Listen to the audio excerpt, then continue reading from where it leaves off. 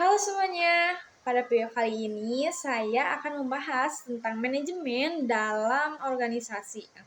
Menggunakan contoh kasus nyata dari perusahaan logistik JNE. Kita akan melihat bagaimana fungsi-fungsi manajemen diterapkan untuk mengatasi masalah operasional dan meningkatkan kinerja perusahaan. Semoga video ini bisa membantu memahami konsep manajemen secara jelas dan mudah. Sebelumnya, perkenalkan nama saya Tria Fitria dari Prodi Manajemen S1 kelas B. Nomor NPM-nya 240231256061. Nah, teman-teman, di dalam dunia bisnis, manajemen memegang peran penting agar kegiatan sebuah organisasi bisa berjalan terarah dan efisien. Tanpa manajemen yang baik, organisasi akan mengalami berbagai masalah seperti tidak terkoordinasi, tidak efisien, bahkan gagal mencapai tujuan. JNE sebagai perusahaan jasa pengiriman barang juga pernah menghadapi tantangan besar dalam manajemennya, terutama saat volume paket melonjak tinggi. Selanjutnya, kasus masalah yang terjadi di JNE. Beberapa waktu lalu, JNE mengalami masalah serius, terutama ketika terjadi lonjakan pengiriman, misalnya saat hari belanja nasional atau promo besar e-commerce. Masalah yang muncul antara lain, yang pertama, penumpukan paket di gudang, yang kedua, banyak pengiriman yang terlambat, ketiga, komplain pelanggan meningkat, keempat, kurang seimbangnya jumlah kurir dan volume barang. Semua masalah ini muncul karena beberapa fungsi manajemen belum berjalan secara optimal. Oke teman-teman, sekarang kita bahas bagaimana masalah itu terjadi bila dilihat dari 4 fungsi manajemen.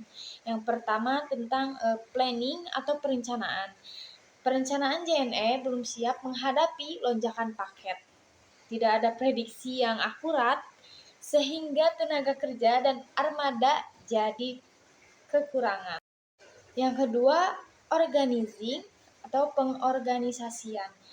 Pembagian tugas kurir tidak merata. Ada kurir yang kebanyakan paket, ada yang sedikit, gudang juga tidak ditata sesuai arus barang.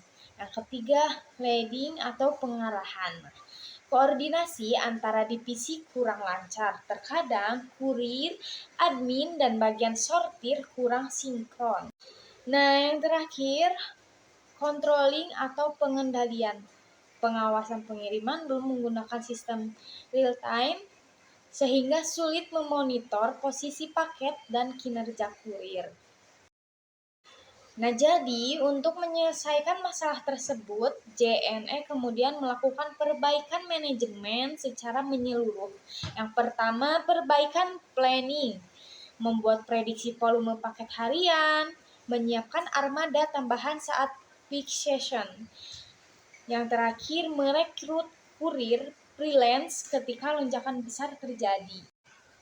Yang kedua, penguatan organizing, membagi area kerja kurir berdasarkan zona, mengatur ulang layout gudang agar proses sortir lebih cepat, menambahkan staf gudang di jam-jam sibuk.